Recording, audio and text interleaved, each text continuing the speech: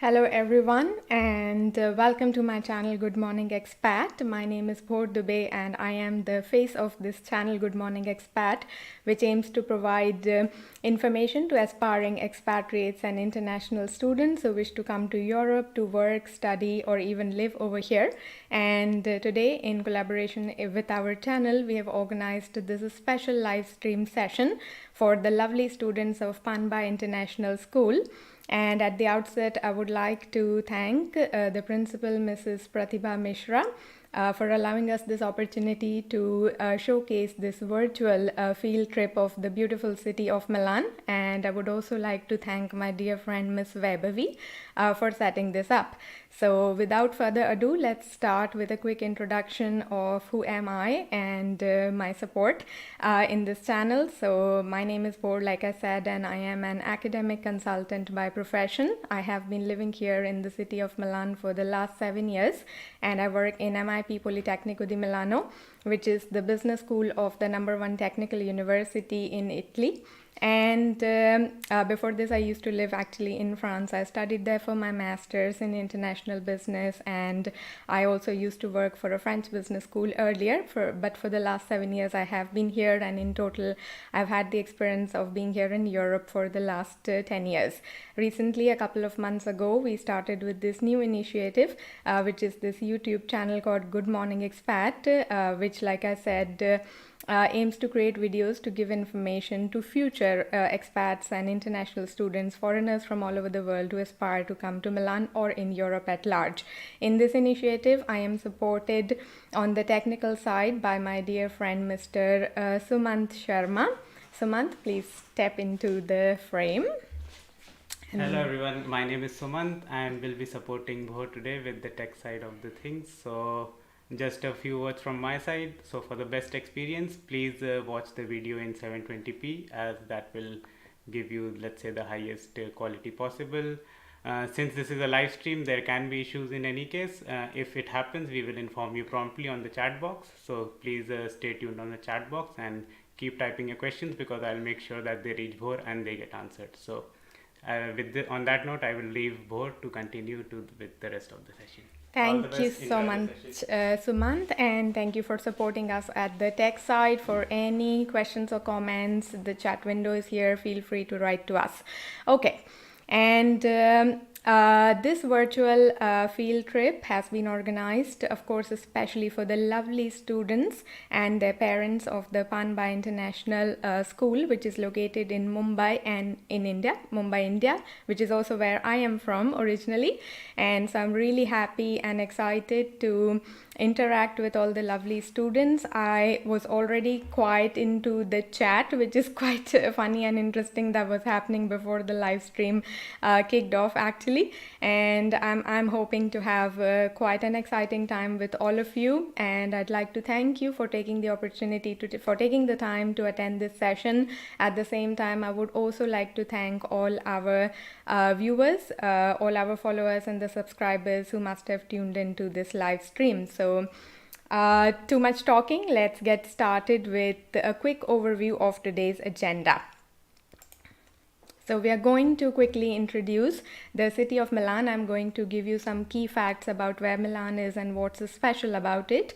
Then we are going to, with the help of short 4 to 5 minute videos, explore the historic city center of Milan, followed by the modern state-of-the-art squares.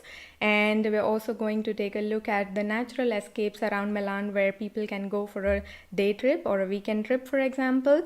Of course, the visit to any city is incomplete without trying its food, and therefore we are going to check out some pig out spots in Milan, where you can try some typical Italian street food. And of course, it is the Christmas time, so it's the best part of the year, and Europe is really magnificent in this time of the year of Christmas and New Year, and all the European cities are really well lit up, well decorated, and they're kind of transformed into almost like the Disney World. the fairy tale world. And of course, this live stream would be incomplete without giving you a glimpse of all the beautiful decorations and embellishments that the city is now adorned with.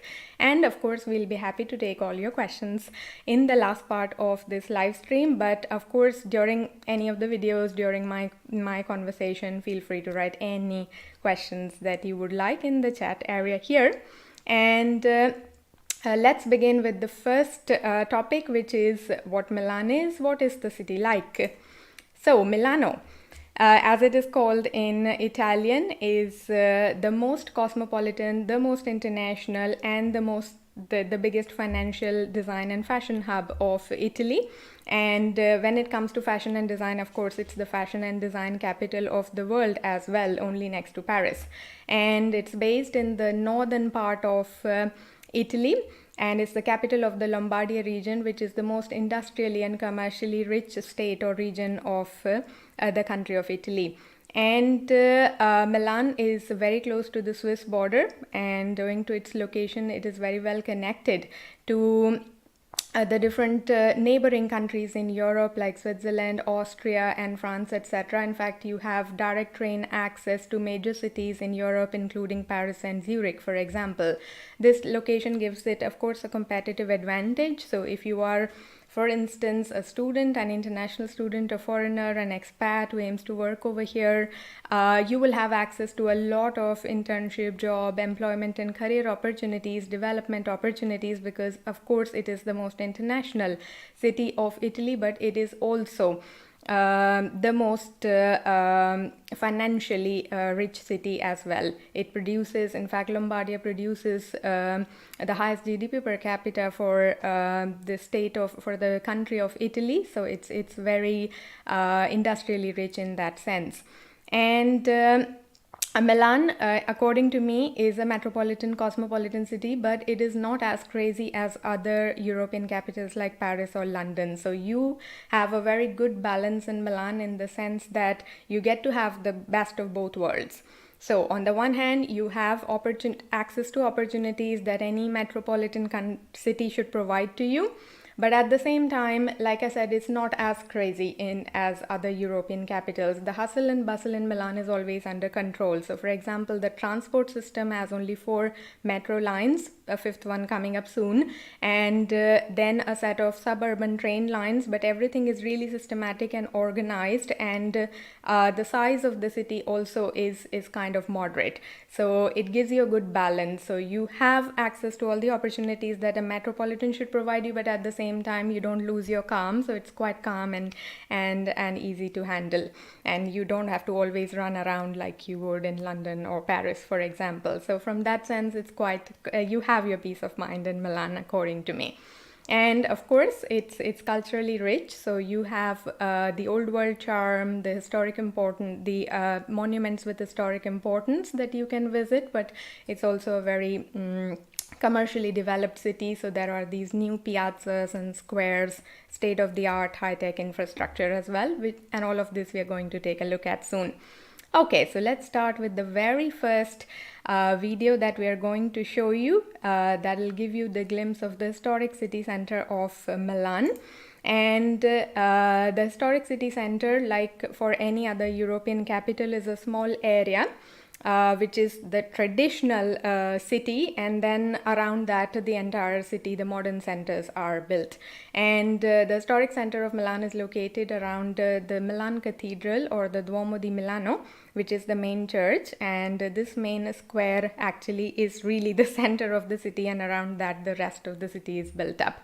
And the other major attraction in the historic center is the Castello Sforzesco or Sforza Castle, and we're going to take a look at that as well. And the historic center pretty much is located between these two major sites. Of course, between these two and close to them, there are a lot of chapels and churches and other sites of historic importance. And of course, when you think of Milan, you think of shopping. So there is a big shopping street and a big shopping area, which is also located in the city center, again comparable to any other European capital.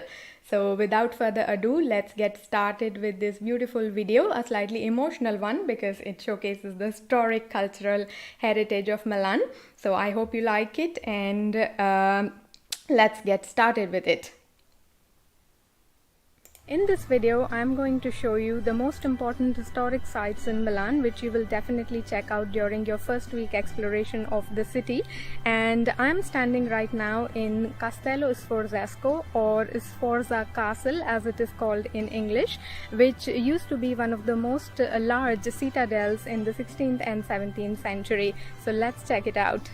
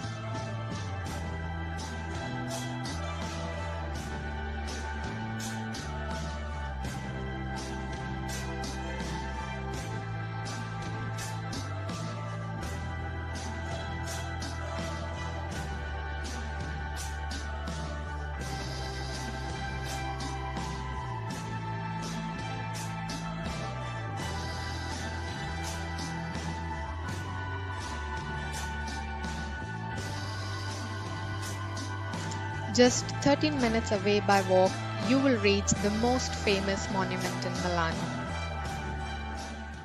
This is where your Milanese exploration will begin, because behind me is the Milan Cathedral, or the Duomo of Milan, which started building in the 1300s and it took 6 centuries to build. This is one of the most iconic structures in the city of Milan, and also around this, the historic center of Milan is located.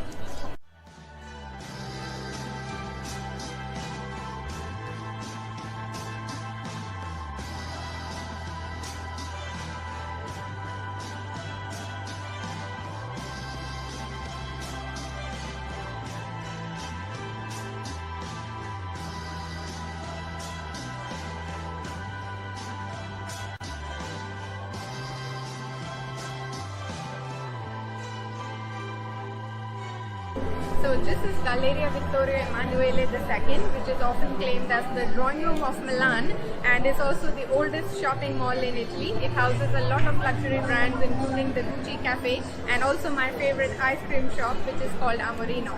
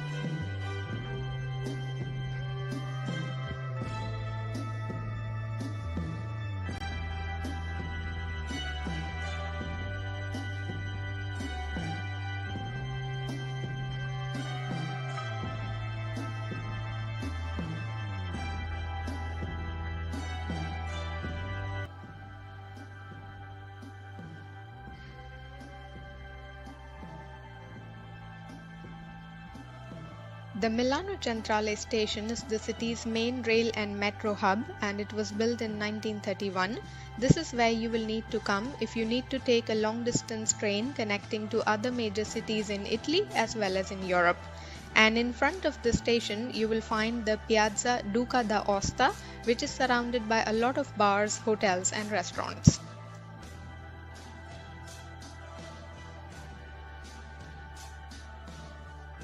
Next I headed to the Monumental Cemetery, and this time I decided to take the tram number 10 to Piazzale Cimitero Monumentale.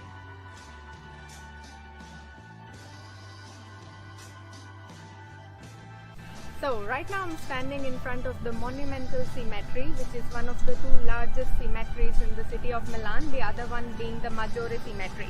This was built in 1800s and it is a graveyard after all, so of course it has a sad vibe about it, but it is still one of the most important historic tourist spots. And it has also a museum inside it, which is open for tourists in the daytime. So there are a lot of interesting tombs, as you can see behind me, and also other sculptures and architectural things that you can visit and see if you happen to go inside the museum for the full visit.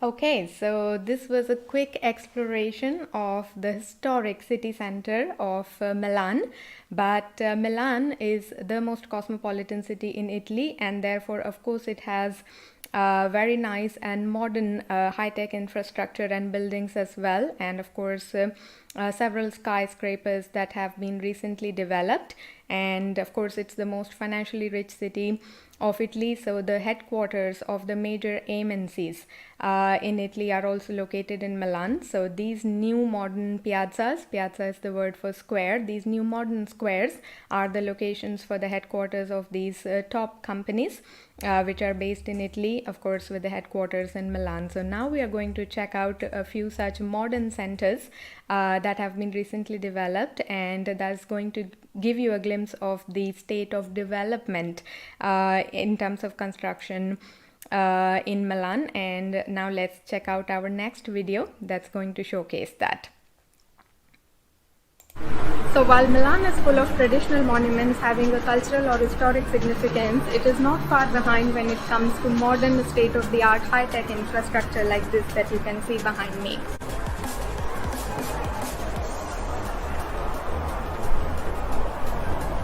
So I'm standing under the Palazzo Lombardia building, which has a lot of public offices belonging to the region of Lombardia, as the name suggests, and it is a 43-storied building with 32 lifts, and it's one of the oldest skyscrapers in the city of Milan. The 39th floor of the Palazzo Lombardia building has the Belvedere, and it is in certain periods of the year open to public for free entrance and without reservation, and on these occasions all the citizens can visit the 39th floor and admire the beautiful panoramic views of the city of Milan. Now let's go to the Porta Nuova district, and the best way to get there is to get off at the Garibaldi train or metro station. Public transport link in the video description below. So today I'm standing in Piazza Gai Aulenti or Gai Aulenti Square, and it is one of the most important commercial centers of Milan. It is part of the Porta Nuova district, and the main attraction of this square is the Unicredit Tower, which is the most tall skyscraper in Milan, but more important than that, it is the tallest building in the whole of Italy.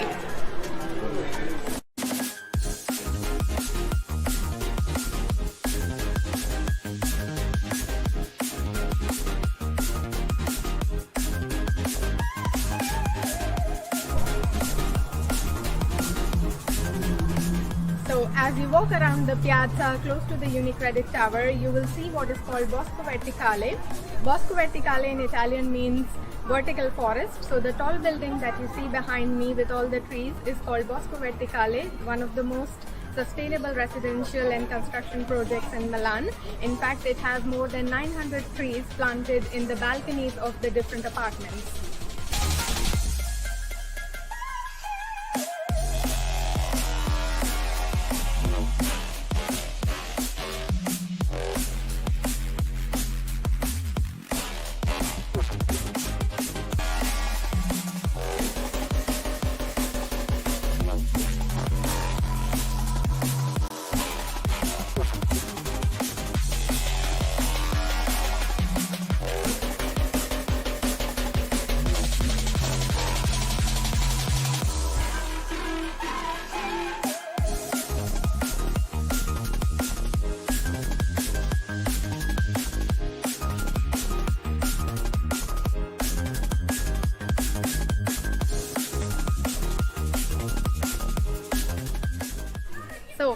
Porta Nuova, the next definite stop in your exploration of modern Milan will be the City Life District. Right now I'm standing in the City Life Park, which is an adjoining area next to Piazza Tretori or Tretori Square, which is where these three giant skyscrapers are located. These three skyscrapers now define or characterize the skyline of modern Milan. Okay, so this was a quick view of the different modern and high-tech centers that have been developed around Milan. Apart from the ones that we saw in Piazza Gai Aulenti and the City Life District, there are other structures as well which have been recently created, like the Bicocca village area and also Fondazione Prada. I could see that there are a lot of questions popping up about these two videos and the different locations that we saw here. So before moving on to the next section, let me answer a few of them. So one of you asked what is the height of the Unicredit Tower. It's, if I'm not wrong, 111 meters.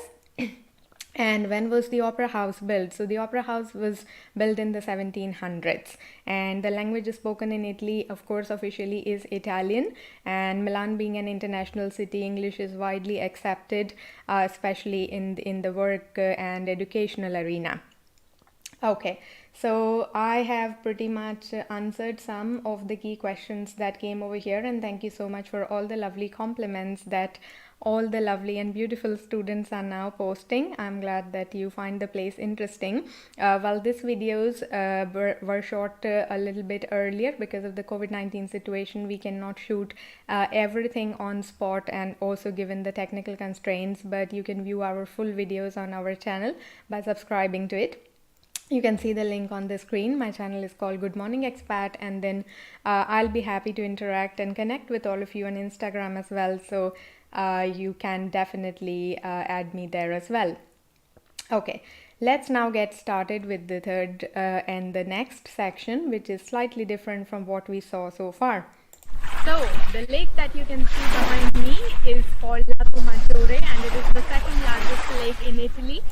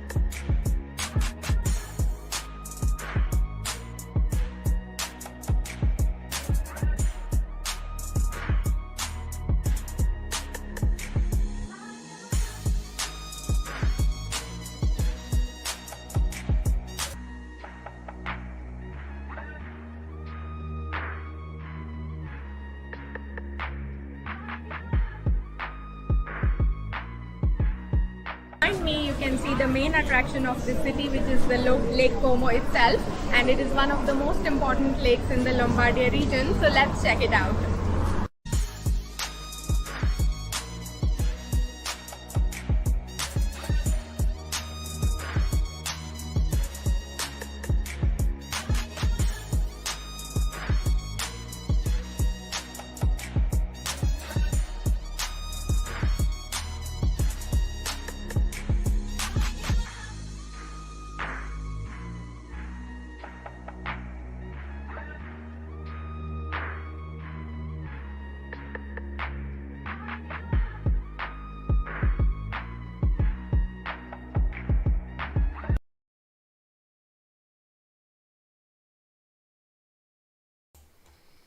So this was a slightly different video to just show you all the different natural escapes and natural getaways that are located around Milan. So the first lake that we saw, which is Lago Maggiore, can be accessed from the cities of Laveno or Stresa, which are located at a distance of 1.5 hours by train from Milan.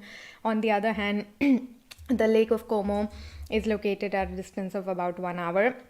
And it's very easily accessible from Milan. There are trains like every hour from different stations in Milan.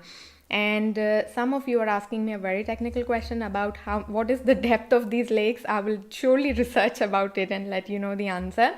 But the other question that popped up now, which I can answer right away, is which is the most popular one. So in northern Italy, there are mainly three big lakes. One is Lago di Garda, which is the largest one. Then there is Lago Maggiore, and then there is the Lago di Como or Lake Como, which is again accessed by cities like Como, for instance. And Como is really popular because it's very close to Milan, and there are many frequent trains to get there. So because the majority of the tourists would actually first arrive to Milan, they would definitely go to Como and the town surrounding the Lake Como.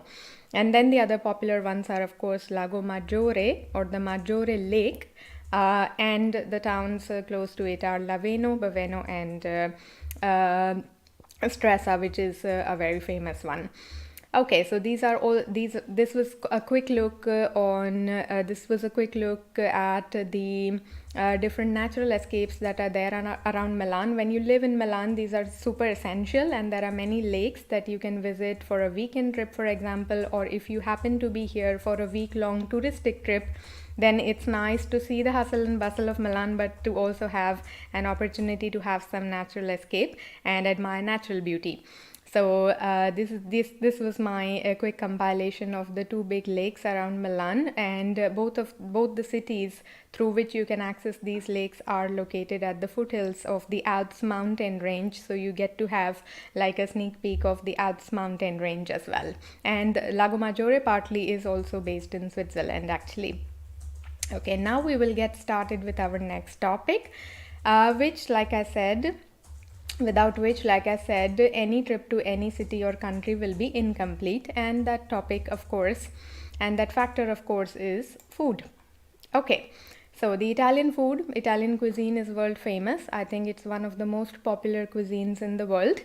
And Italian street food is not an exception. So when you are in Italy, there are many pig out spots and cafes and restaurants where you can try these quick street foods, which are ideal if you are doing a sightseeing trip in Milan. Of course, there are many fancy sit-down restaurants where you can go for a relaxed dinner or lunch, but street snacking is really popular. So now we're going to check out a few such popular foods that are really convenient and handy to have when you are, for example, doing a day trip around Milan. And I'm here in this shop called La Piadineria, which has a lot of combinations that you can choose from. And the one that I have taken this afternoon for lunch is the piadina called Verdi Zima, which is with avocados, lettuce, tomatoes, and a paste or sauce made from carciofi or artichokes. So let's try it, and later on we are going to explore more such street food items which are famous in Italy.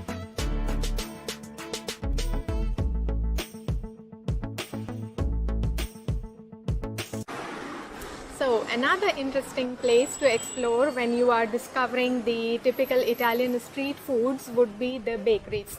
And there are basically three key terms to keep in mind here, which are focacceria, panetteria, and pasticceria. So pasticceria is a type of bakery which specializes mainly in sweet stuff, so cakes, pastries, etc. Whereas focacceria and pizzeria would have pizzas and focaccias and other bread-based snacks and dishes, which are typically very popular for lunching. And most of the local Italian people, but even expatriates, would hop to these focacceria and panetterias to buy pizzas which are not made made in individual portions for one single person for an individual serving. But what they do is that they make giant slabs of pizzas to be then portioned into individual servings, and in fact they are sold per kg. So it's as an expatriate, if you're new in Milan, you will find it really fascinating to see such giant slabs of pizzas where it's being sold not in one single portion for yourself, but it's being sold in like kgs. So the person on the counter would actually ask you, how many kgs of pizza do you want? And that's really strange to hear as an expatriate. So today I'm sitting here in this beautiful place called the Italian Bakery, and what I have taken is a focaccia pizza, and it has olives, tomatoes and mozzarella cheese on top of it. And the good thing about these places is that because they sell pizzas in such bulk quantities, the price per unit for a single person is almost ridiculous. So can you imagine what I paid for this slice? I paid like 1.8 euros. So it's a really handy place to come in for lunch and kind of control your daily budget on eating out.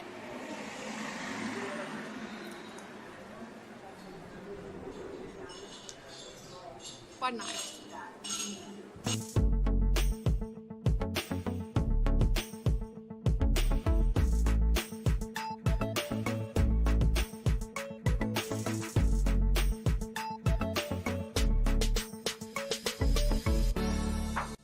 Despite being in northern Italy, you can savor the goodness of southern Italian food thanks to the Sicilian outlet, the Antica Fabbrica dell'Arancina.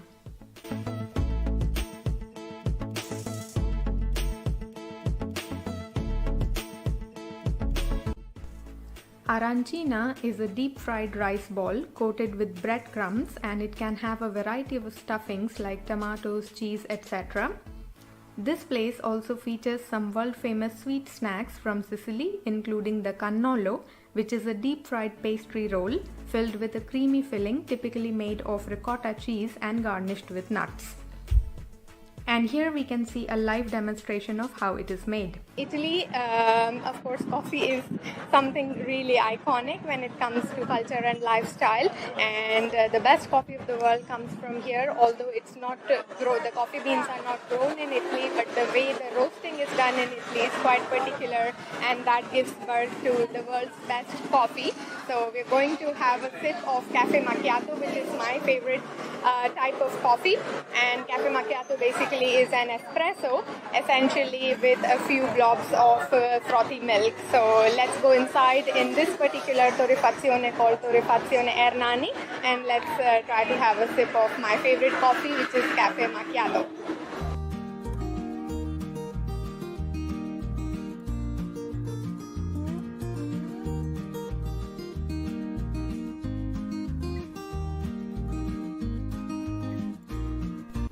And if you are a coffee lover, this is the right place to buy all the different types of coffees, from Arabica to Robusta and from Liberica to Excelsa. And they even sell coffee accessories like mocha pots, snacks, etc.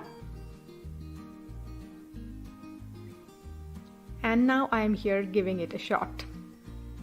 Let's explore what a typical Italian breakfast looks like. And this morning I have come in a cafe close to my house called Francesino, and I've ordered 3 things, which is what a traditional Italian breakfast is composed of. Of course, it starts with what is very iconic about Italy, that is the coffee itself.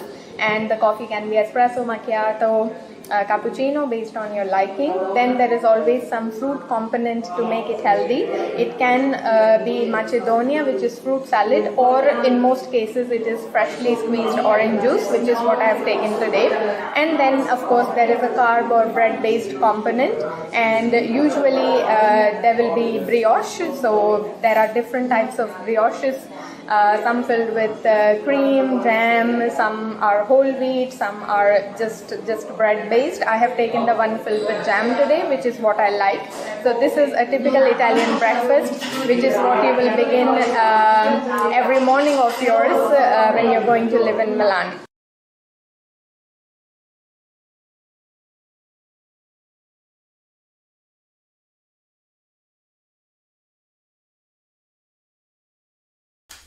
Okay, so this was a compilation of the different food items and of course coffee, which is quite iconic and famous about Italy, that you will definitely try when you are here as a tourist or as an expatriate, or if you live over here.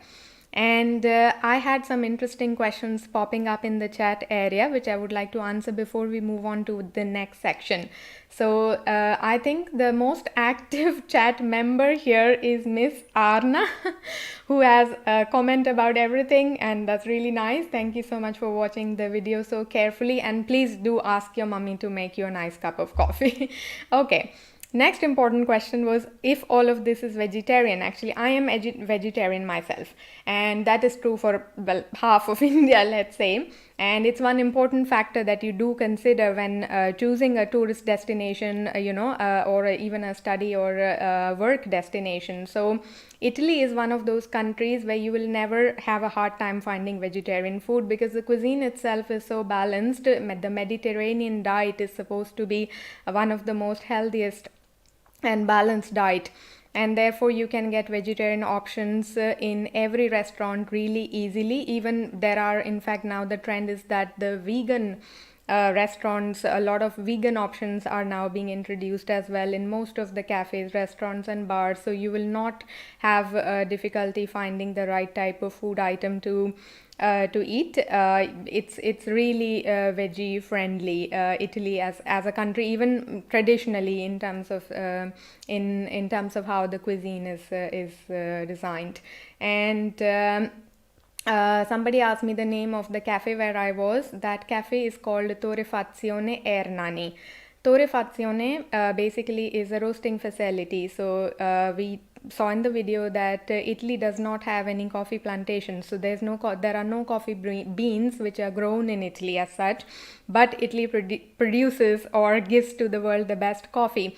And the secret lies in the way they do the roasting of the coffee beans. The roasting and grinding is really particular in Italy, and that of course gives birth to the best coffee in the world, like we just saw. And Torrefazione is the name for this facility where the roasting and grinding of the coffee is done. And you could have seen the big barrels, well, not barrels but big containers in which coffee powder was kept. And here coffee is such an obsession that people buy coffee as if we buy flour in India, for example. So you don't buy like a jar of coffee or Nescafe, but we purchase like kilos of coffee. Okay, so it's quite an important part of culture and lifestyle in Italy. Okay, and the special street foods are really all of them. Piadina, which is this flatbread sandwich that we saw, is really popular as a street food. Of course, the pizzas, pre-prepared pizzas or focaccia pizzas that we saw, that I was eating, is a very popular street food snack as well.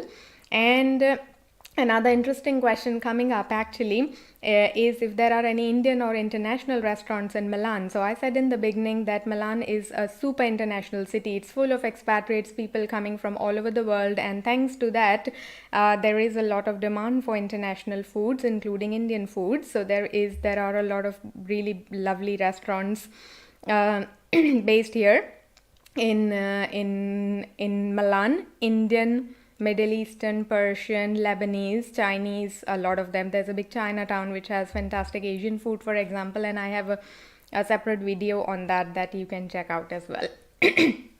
Okay, now let's get started with the next video. And that is about, of course, something very relevant for the current festive time that we are in. So it's 24th of December today. Tomorrow is Christmas, followed by the New Year festivities. So I said that this live stream would be incomplete without showing you the beautiful decorations and Christmas lights that have been set up in the city center. So let's now take a look at that. The festive season is fast approaching. We are all getting up for that, and Milan The city is no exception. As you can see, it's all set up to celebrate this beautiful and very important part of the year. You can see the traditional Christmas tree behind me in Piazza Duomo, which is the most important historic center of the city of Milan. And today's video is going to capture the entire beautiful festive vibe. We are going to explore all the decorations, the different city centers where all these beautiful lights and decorations have been set up. And I hope you are going to enjoy this beautiful ride with me in the festive last part of the year.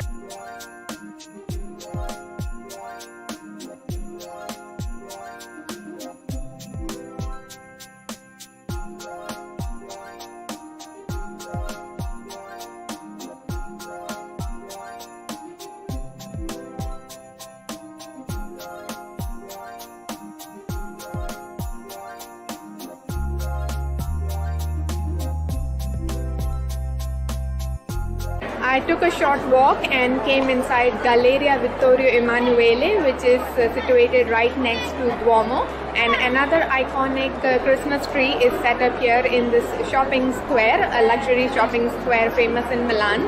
And this tree usually every year is sponsored by Swarovski, the famous jewelry and gems manufacturing company. And in fact, it is decorated with the beautiful crystals from Swarovski, so it's even more beautiful, and you can see it right behind me.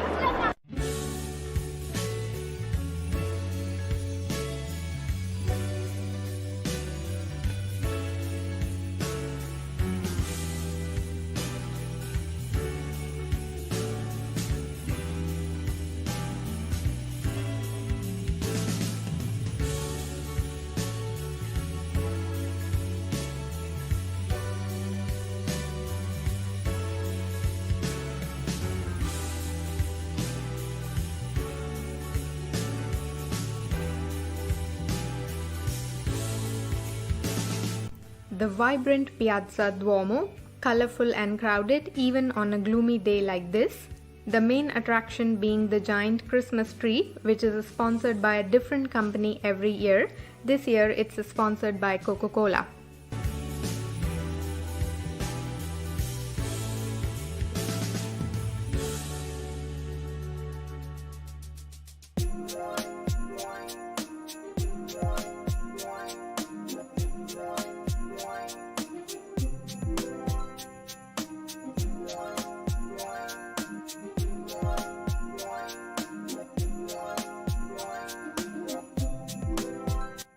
Let's now take a look at the Christmas decorations on Corso Vittorio Emanuele II, a very important shopping street stretching all the way from the Duomo Square to the San Babila Square. And of course featuring world-famous stores like Disney and the perpetual queue outside it.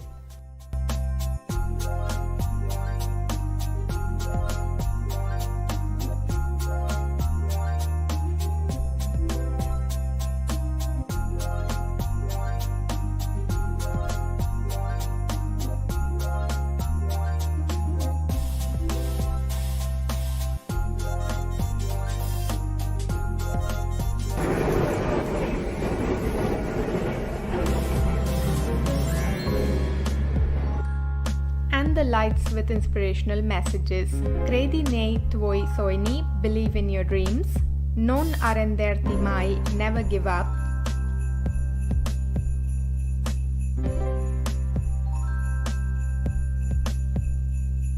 And ascolta buoni consigli.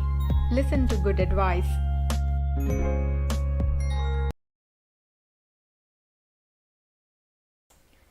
Okay, so this was a quick look at the glitter and shimmer that Milan is adorned with right now.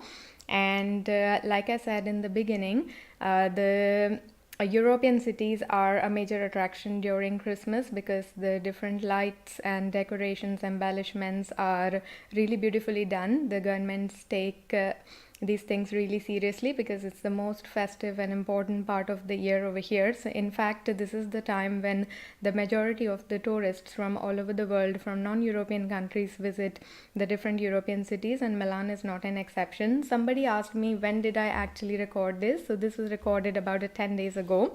And the Christmas decorations start almost 1 month in advance, 1 month ahead of Christmas. So usually in the last week of November, the city is already lit up with the Christmas lights, and it lasts usually until the beginning of January in some countries, and in Italy the whole festive period lasts until 6th of January, which is Epifana, which is a different festival. And the Christmas festivities officially start on the 24th of December, which is Christmas Eve. That's today actually, and lasts until 6th of January. And then usually all the commercial establishments, schools, etc. open later on 7th of January onwards. And somebody asked me also, there is a lot of crowd that you can see, so how is this possible in the COVID-19 situation? Well, this was shot really recently. You can see a lot of crowd because Christmas is also the time when people shop for a lot of presents and gifts, and they're doing that, so there is a lot of crowd in the city center and around the shopping area, but they are maintaining social distancing somehow, and they are always wearing the mask. So the mask has to be on all the time. I have removed the mask just for the purpose of the shooting, but it has to be on all the time, outside and inside, especially in closed places. And I highly recommend you to follow this guideline as well in order to keep yourself safe and keep your loved ones safe as well. But again, I mean, it is possible to maintain social distancing because there are long queues outside malls and shopping centers, which you need to respect before entering, so that there is not overcrowding inside closed places in particular.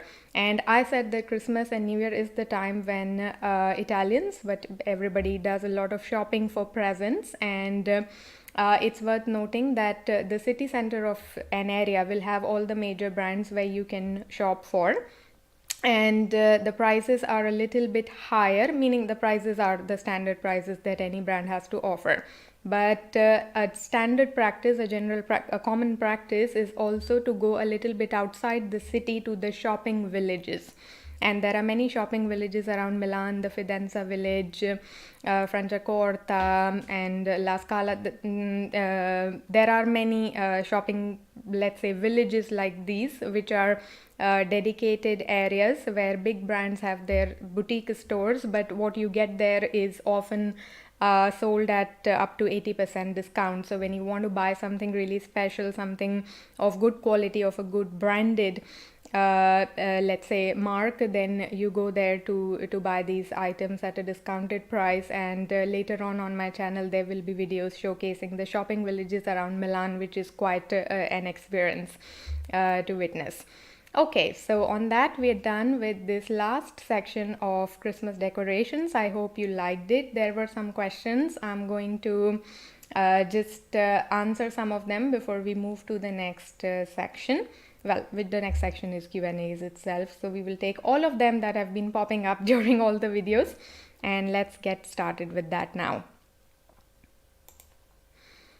Okay, so there have been a lot of questions, starting with, for example, if there's snowfall in Milan. There was a little bit of snow in the beginning of December. So this year the winter kind of started a little bit early, and it has been quite cold even since mid-November, and there was a bit of snowfall in mid-December, but next week it's expected to be there, and I am planning to cover that and create a separate video on that charming experience.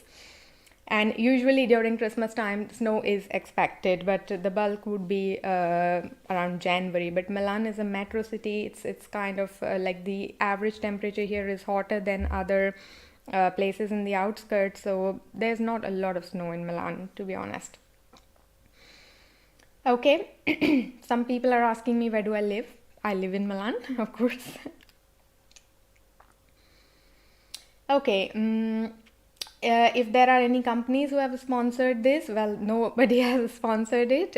We are a channel in the initial stages, and we're really happy to put up this kind of initiative for lovely students like you. So right now, of course, we're not collaborating with any companies for any sponsorships, but if you do want to support us really from the bottom of your heart, the only thing that you can do to help is to subscribe to the channel and follow our videos. Okay. Then we have Okay, the name of this place where we shot the Christmas decorations is again the city center, so the location around Piazza Duomo and Corso Vittorio Emanuele, which is the major shopping street in Milan.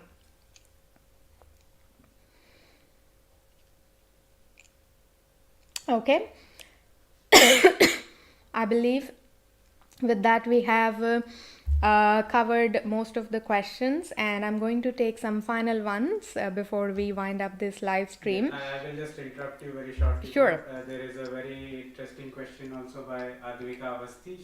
She's asking, in Milan, what is more eaten, veg or non-veg? Absolutely. Okay. So we covered this partly earlier when we were discussing about food, but like I said, the Mediterranean diet is supposed to be one of the most balanced and healthy diets of the world. In fact, thanks to that, I imagine Italy has the world's highest expectancy rate.